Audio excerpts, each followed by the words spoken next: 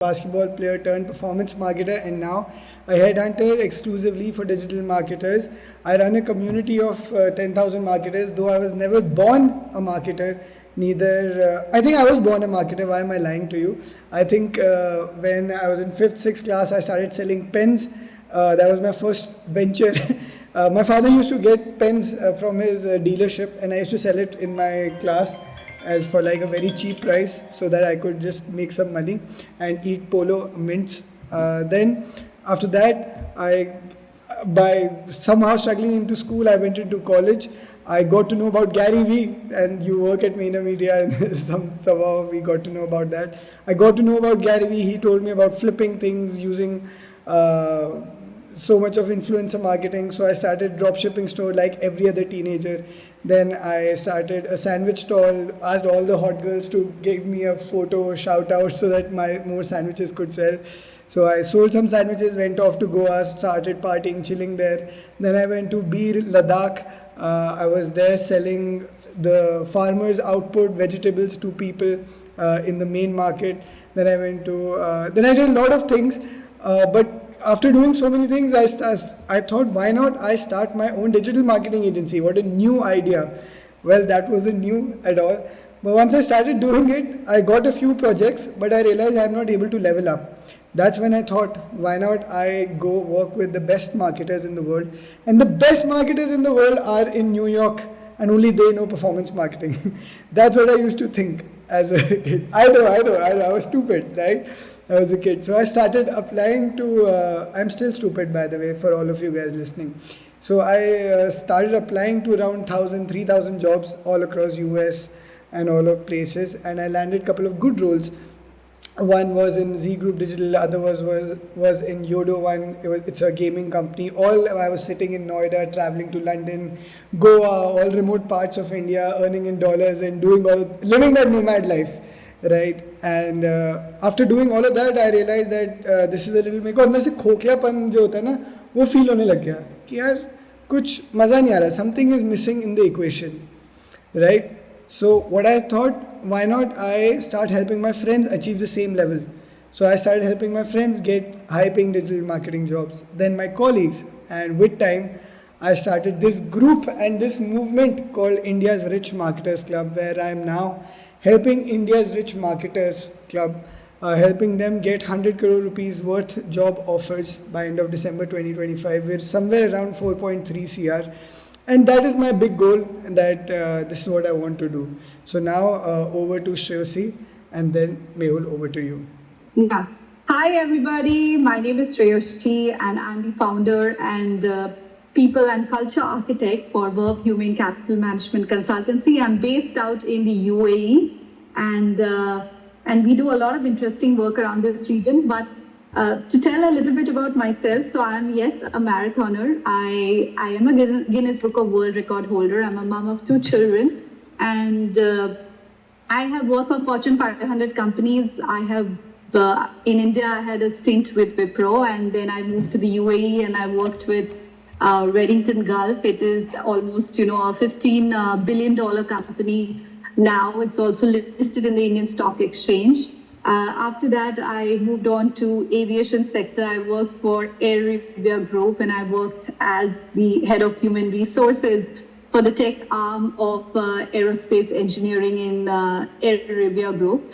And here I am, started my own company, and me and Lakshit, we work very closely, trying to, of course, see each other's vision realize into real-time goals and make an impact in the business community. We help solve business problems every day, and we try to bring in that, our personal touch, our humane touch. We try to bring in our spirit, we try to bring in our energy into the work that we do. And here we are having a wonderful podcast with Mehul. Mehul, over to you for your introduction. Tough spot you have put me in, Lakshit, after those illustrious careers that you and Shreyasi just, kind of quoted on. I'm like that, okay, where should I, what exactly am I supposed to have been quoting, right? I mean, there's nothing left that you guys are, supposed to be doing right now. You've done it all. But yeah, I'm going to keep my introduction very short and sweet. So I was introduced to this lovely, industry of digital marketing, like back in 2018. I did my engineering in computer science, and I was mainly into software development and app development. But then I got to a project in the very first 6 months of my employment, which was a digital marketing project, and it was mainly into programmatic advertising. And I loved it so much that I decided to pivot my career into this field altogether. 6.5 years I had spent at Publicis Group, which is now the #1 voting agency in the world, right? And it's only earlier this year, back in Jan, when I joined Vayner Media, where I kind of lead the media practice for the India office of Vayner's global model, right? Back in Publicis Group, I was catering for all the global markets, so it wasn't just specific to India market, but it was even cascading the likes of the European market, North America, Latin America, Asia Pacific, and all of those routes. Vayner Media is specifically just as Indian clients. So, I've got a great kind of, I would say, blend, and I'm quite fortunate for the fact that 6.5 years I had spent, first catering to the global clients, right? And now I'm catering to just the Indian clients. It's kind of opposite of what people normally do in the, career trajectory. But yeah, I mean, digital marketing as a whole is, something that you really, kind of, get to in love with as more years kind of passes off. Lovely, lovely, lovely. Awesome, awesome. Thank you so much for sharing so beautifully. So now the next, it's I think 8:40 right now. So first, I think first 10 to 15 minutes, I'll be asking the questions, and the questions, or rather the discussion amongst three of us, will be more related to candidates applying and growing and going ahead in their career, right? And we want to hear, Mehul, your perspective from publicist to Vayner Media, or in just in general, how you did it, right? And whatever your take is, nothing related to any particular company or any particular organization. Then I think in the second half, Shreyasi will ask, how do you hire? How do you build teams? What's your ideology? What's your philosophy? What do you think the senior people, the HRs, your stakeholders think when it comes to the hiring decision? Then we will give 10 minutes to the audience so that they can ask their relevant questions. Is that fair to you? Awesome. First of all, my favorite question, which is seeing AI in the market, right? What do you think should be a person's careers who's earning 12 lakh rupees per annum, which is 1 lakh rupee is their salary? What should be their next steps? How should they move? How should they prepare in order to land that 70-80% hike? Yeah, sure. So I think I'm gonna, respond to this in two buckets. See, number one thing is that AI, even though now it's very much trending, but when it comes to AI in performance marketing, I think we were introduced to it back in 2018 itself, when I kind of entered this career. And that's for the fact that the performance marketing tools that we use, it's of the Googles, the Metas, and the Amazon of the world, right? Three of the biggest tech companies. And they were, quite ahead in the race. That back in 2018, it wasn't called AI, it was known as machine learning, right? ML is what we used to call. So they already had those, product solutions integrated into their products, via which you could, run campaigns and optimize towards higher value actions, right? So even though AI right now, looks very trendy and, sounds very sexy and all, but it has been a part of performance marketing, way long before like 20s, I would say 20 for that sake, right? If I give you a very normal example, so Google came up with this product update of theirs. I think a lot of people might already be aware of a thing called PMax, right, or Advantage Plus on Meta, right, stuff like these. Yeah. You might have heard of all of these. Google came up with another solution called custom bidding. Now, what is custom bidding? If I have to say in a layman's language, normally when we run performance marketing campaigns, we optimize or we gun for more number of conversions, right? As a hypothetical example, let's say I'm running a campaign for a shoe brand, right? And they have got these three products. One is of $10, one is of $20, one is of $30. If I'm running my campaign for conversions, just conversions, then I'm letting the algorithm, choose that, okay, I can have 10 people buy my shoe, which is just for $10, right? And not even a single owner, or not even a single consumer buying the $30 product, because I'm just gunning for conversion count. So I want to maximize my conversion count. Google came up with this new solution of theirs called custom bidding, where you can optimize towards conversion value. So now what you can do is you can actually ask the algorithm to actually gun for higher conversion value. So now I want to show my ad only to those people who have an intent or an affinity to buy the $30 product, right? So what I'm doing is, in both the cases, be it running for conversions or running for conversion value, I'm paying the same amount of money in my media dollars, but there's a higher chance that I get a better ROAS in the second case, because I'm gunning for conversion. right? This is a very small example of what Google did, and this is what even the Metas and the Amazon of the world are doing right now, right? And there are these multiple ad tech vendors like pre 2021 who already had these machine learning AI algorithms embedded into their systems, and we've been using it, since then, right? So this is like the one part of the answer is how I would like to give. I would say that if you're into performance marketing, you're already blessed for the fact that these Google, these Metas already help you with building AI algorithms, right? Right. So you For don't need to performance outsource the marketers, chat are GPT, there. the Perplexity, the Geminis of the world. You don't need, we need to go there that much. But if an agency or if a client comes to you and says that oh, list me 10 tools, right? Let's just say that a client comes to you, you're in a pitch room, and the client asks you what are those 10 tools that you will be using daily basis, right, to make your and my life easier, right? So if you have to respond, from that perspective, then there is no, I would say, shortage of tools like that. Like from my experience of different tools that we use across the parameters of campaign setup, campaign QA, creative, optimization, reporting for that sake, right? If I have to talk about campaign QA, there's a tool called Grasp, GRASP. What it basically does is that you set up your campaign very simply and cleanly, right? Now, instead of being dependent on like two of your buddies or your manager, so that they QA your campaign. Now, people don't have time, to QA everyone's campaign. So instead of going via that manual route, you have this tool embedded into your extension bar of Google Chrome, and it will automatically tell you that at the time you are actually setting up a campaign, what lever is it that you should be focusing on. So let's just say that one of the most dangerous setup that people end up doing is that when we are setting up campaigns on Meta, instead of lifetime budget, they choose daily budget, right? So then in there itself, this tool is going to prompt you and tell you that okay, there's something wrong with your setup, and you need to correct that. And I would say that campaign setup in performance marketing is the basic of the basic thing, no matter which experience level you are in. Like I'm like 8 years into this profession, but I still set up my campaigns. And I am hugely dependent on this Grasp tool because I have like a companion in the form of an AI robot, right?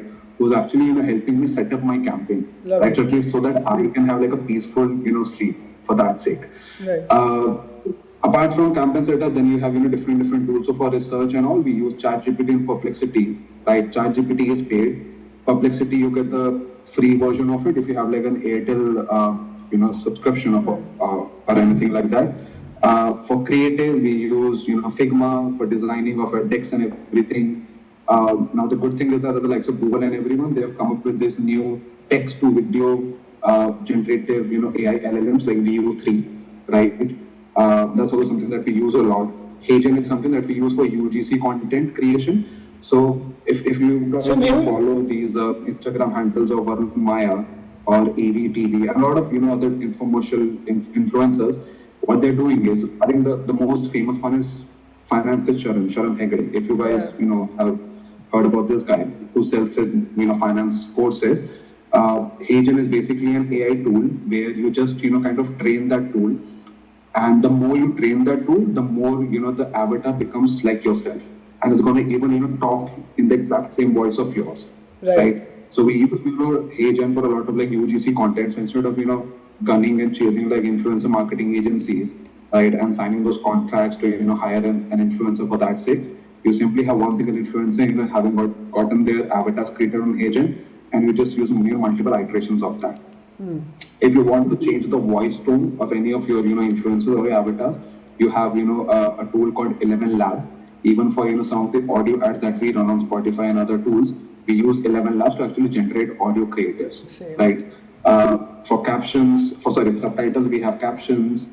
For project management, we have this tool which recently got launched, it's called Strawberry Browser, which kind of works as a lead gen. Right.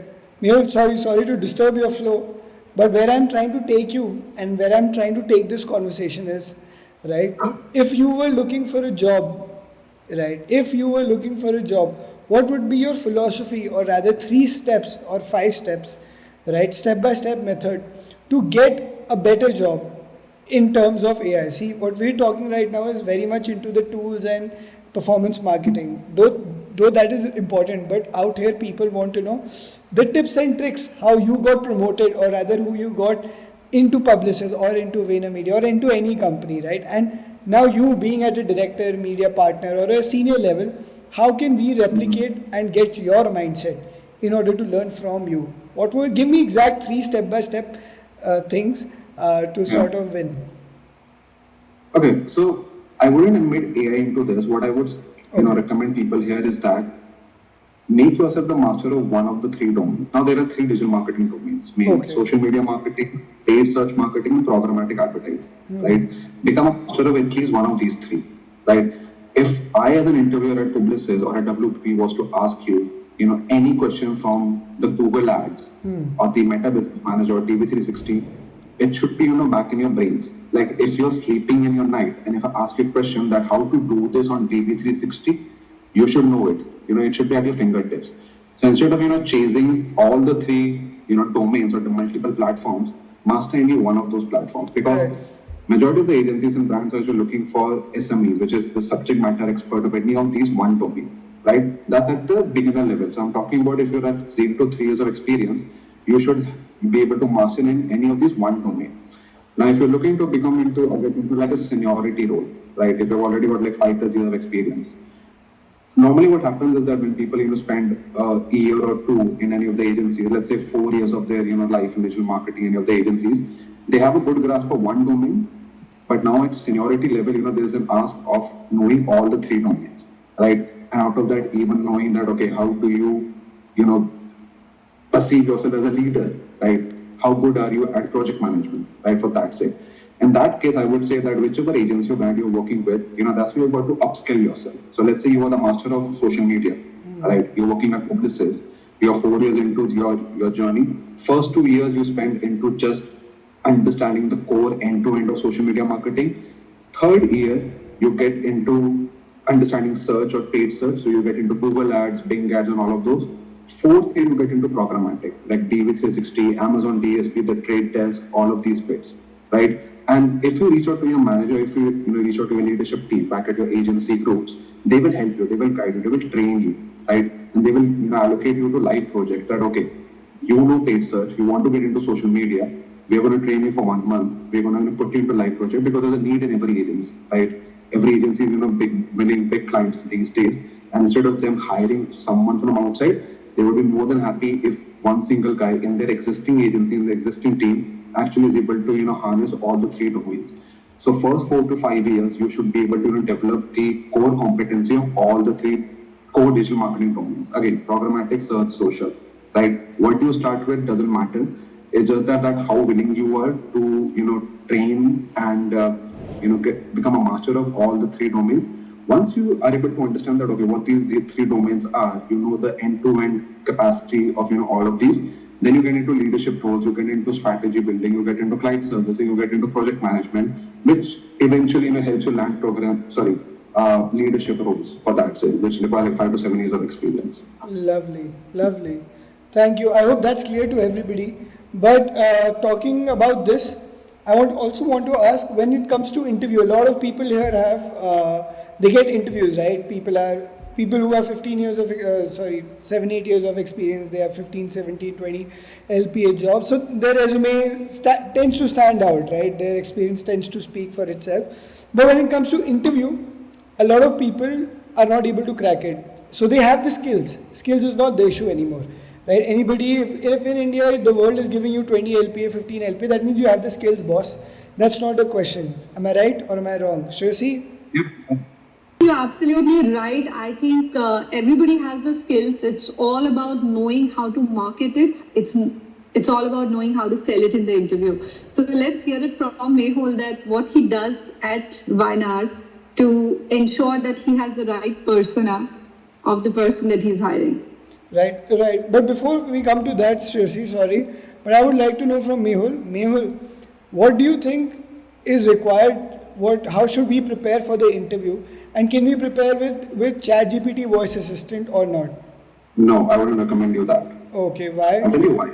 Because when we are hiring someone at 5 or 6 years of experience, we're not hiring you for setting up campaigns.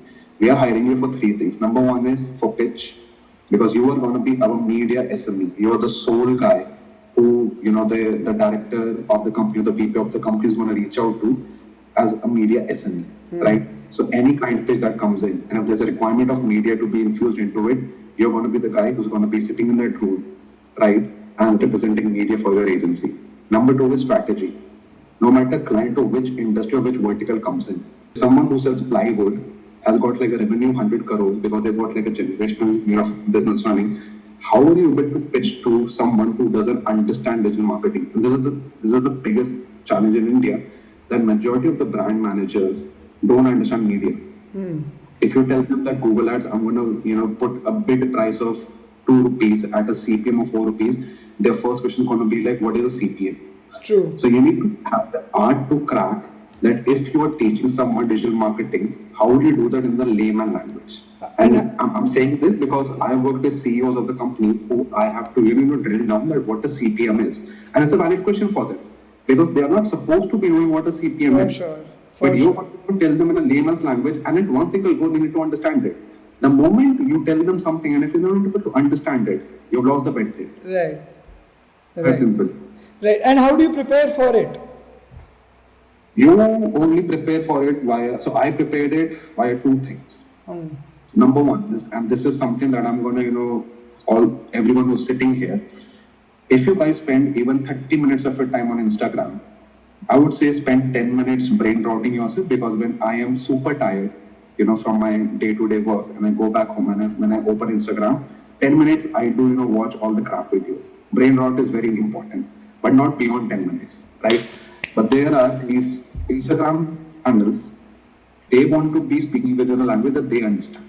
If you're going to be telling them that I'm going to give you a CPM of 2 rupees, right, a ROAS of 4 and all of that, they're not going to understand that. You need to speak with them in a language that, okay, I'm going to spending 2 lakh rupees, right, and you're going to be getting an EBITDA of 4%. So when you speak this language with businessmen, they will understand it, and they're going to give you, and they're going to give you more media budgets, right? So learn the more business media language. budget. Is that the one thing what you're saying? If I can take out a snippet from it, learn the business language, the business metric. Yeah. Is that the one thing which you want us to prepare before the interview? Absolutely. That's one thing. Watch podcasts of Nikhil Kamath or WTF, Bombay Shaving Company, Shantanu Deshpande, all of these people. I mean, even if you spend, let's say, even 30 minutes of yours a week, 30 minutes a week, I'm saying, it's not a lot. It's enough. I spend more than that every week because I just love, consuming content of theirs, and that, helps me even create content of my own on Instagram. But even if you spend 30 minutes, right, forget about just learning media. What is media? Media is a subset of marketing. And if you're working with Indian clients or any clients, even if someone is sitting in Chicago, right, you need to understand the product, the service, the marketing mindset of the client first, right? Because again, I'm saying 9 out of 10 times, the guy sitting on the client side in front of you, he or she would not understand digital media. They don't know what a trade desk is, what a TV360 is. The only language they understand is, I've got a budget of $10 million. Where will you invest this to turn this into $100 million? That's the only language they will understand. So you need to understand and crack the art of speaking with them in a language that they understand. And that's what me as an interviewer is going to look at.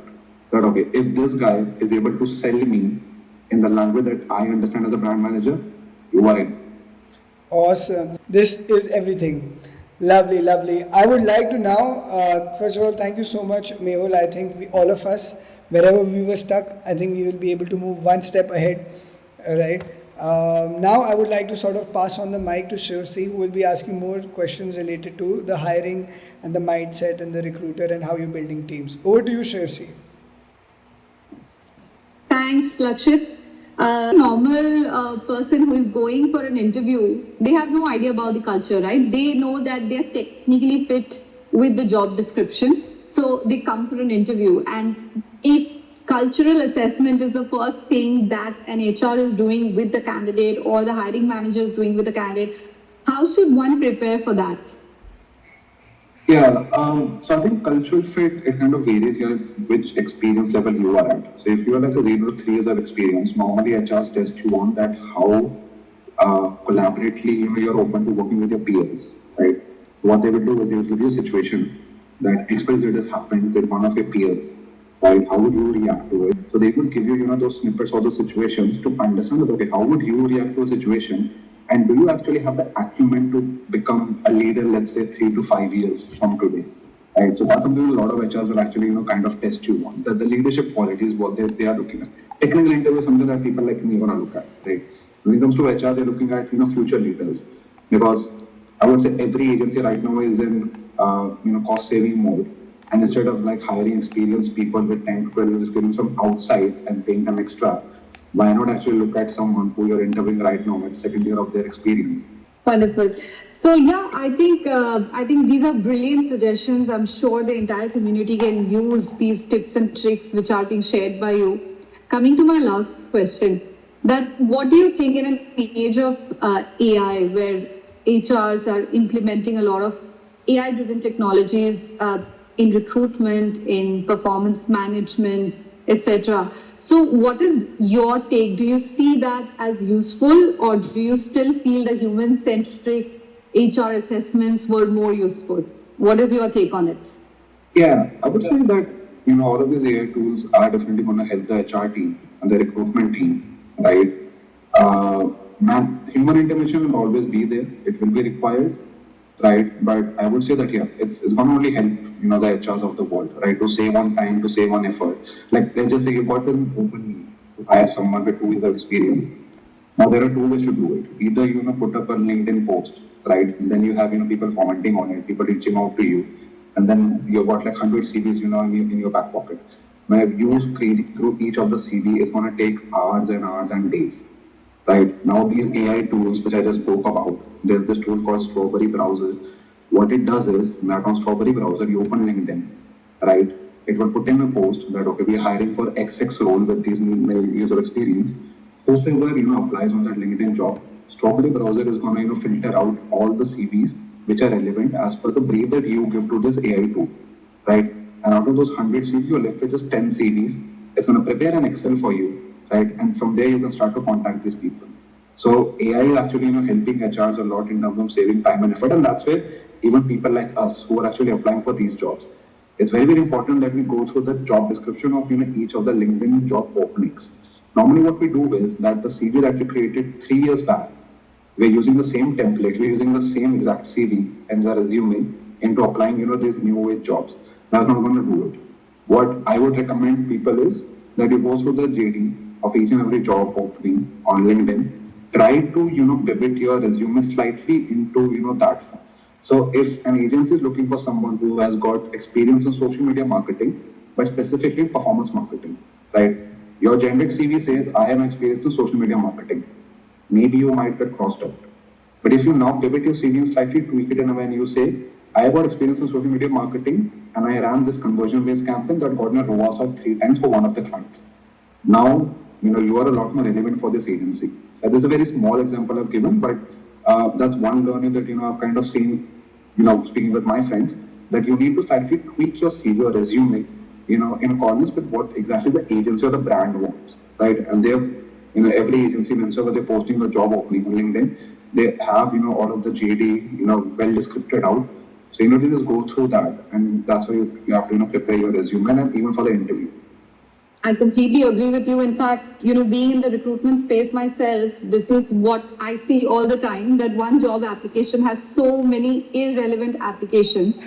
And from a recruiter standpoint, I can tell you this, that you get about 5 seconds of attention span from the HR to get your CV screened. It's about 5 seconds. If you have 70 applications, 100 applications, 300 applications, depending on what is the demand of that job, you have about 5 seconds. In that 5 seconds, if your CV is not irrelevant, if your job description is not updated, if none of the keywords are matching with what the job really requires, you've lost the battle.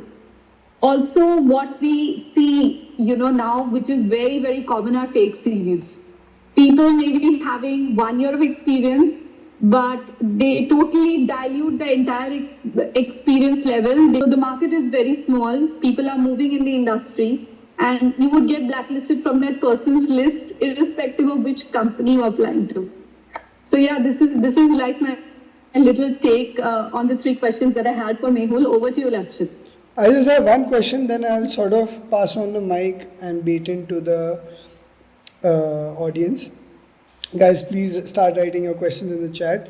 But Mehul, what should be my LinkedIn message or WhatsApp message or a video message to you so that I can get your attention to hire me? I'm not looking for a job, I'm just asking for my community.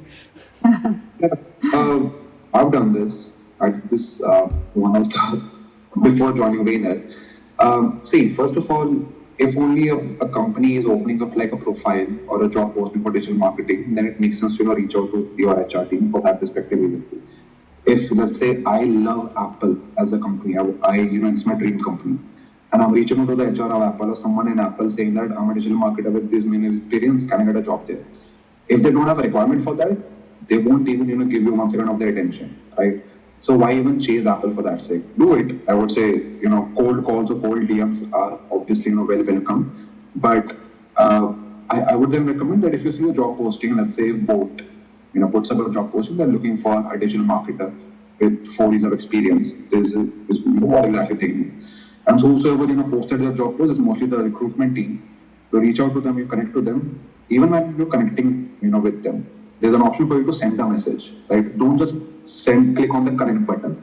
Whenever you're actually connecting with, a high-end professional member, always send a message to them. What exactly the reason that you want to be, following or connecting with them. A simple message is, hey there, I saw this job posting, on LinkedIn for this profile. I feel like that, I perfectly fit for this particular job role because I carry the acumen for XX, characteristic. Happy to have a conversation with you. That is it. Don't make it super chat GPT savvy, don't make it super complex. It has to be plain, simple English, name and language. Again, as I quoted, the HR team doesn't understand digital marketing, right? So if you want to tell them that, hey there, I can, give you 4 times ROAS at a CPM which is 20% more efficient. HR would be like, what is CPM? What is ROAS? I don't understand this language. So speak with an HR in the language that HR understands. If a marketer is posting that job, then speak with them in the language that the marketer would understand. Right? So CPM ROAS makes a lot more sense if the marketing head of board is posting a job posting. But if the HR is doing it, don't use these jargons of digital marketing. It's not going to help you. It's only going to spoil your opportunity. So be smart with it is what I'm going to tell you. Be smart with it and be transparent of exactly what you know.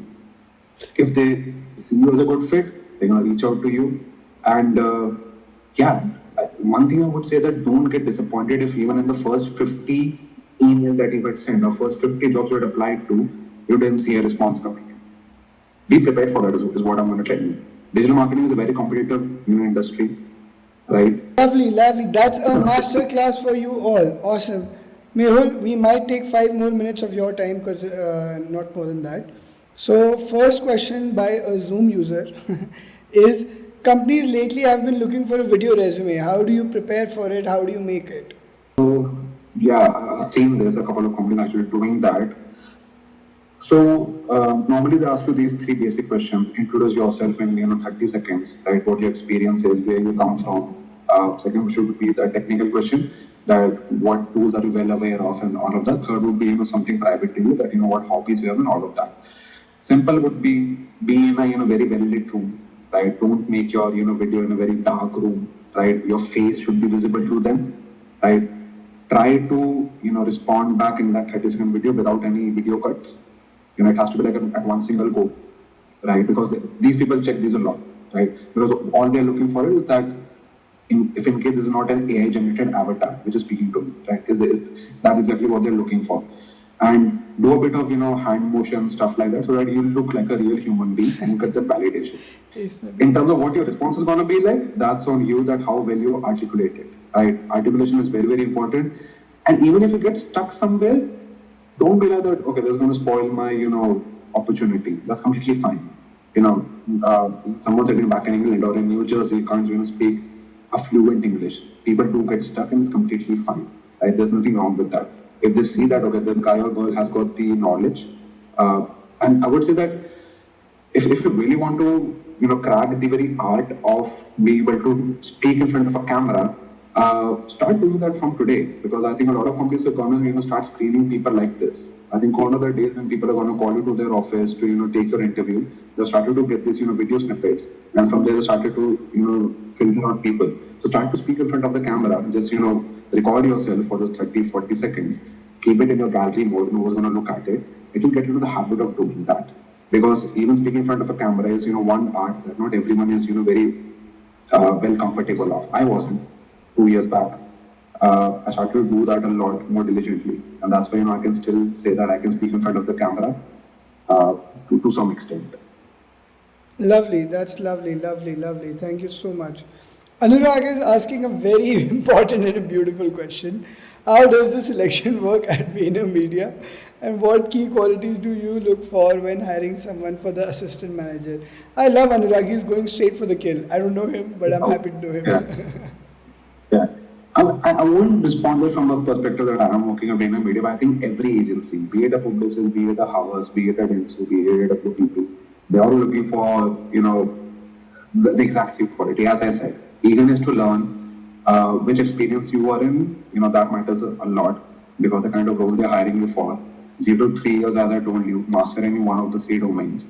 3 to 5 to 6 years, at least have 2 to 3 domains, in your back pocket.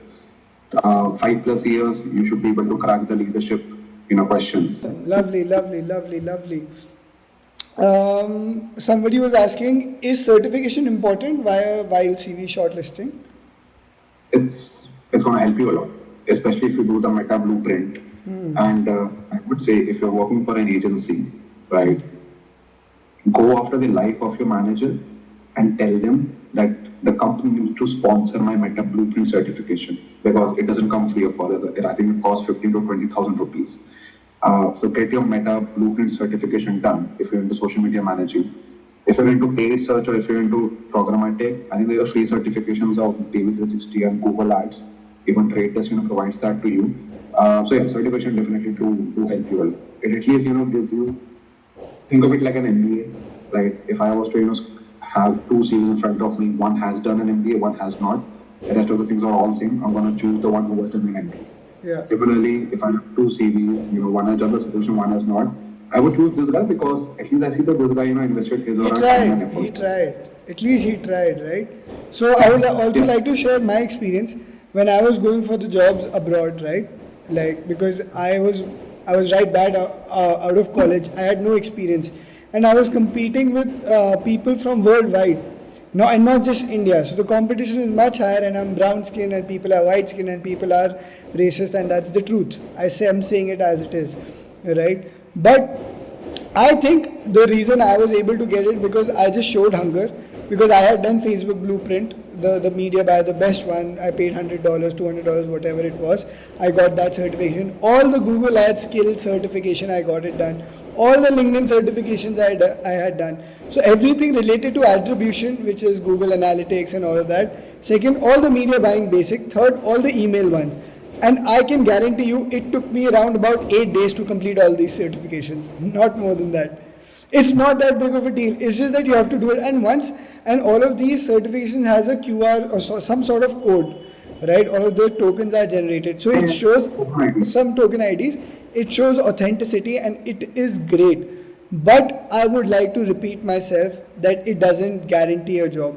Like Mehul just said, right? It doesn't mean you will get a job and people will give you a job with open arms. No, it will make the battle slightly easier, conversation slightly easier. You will get some confidence.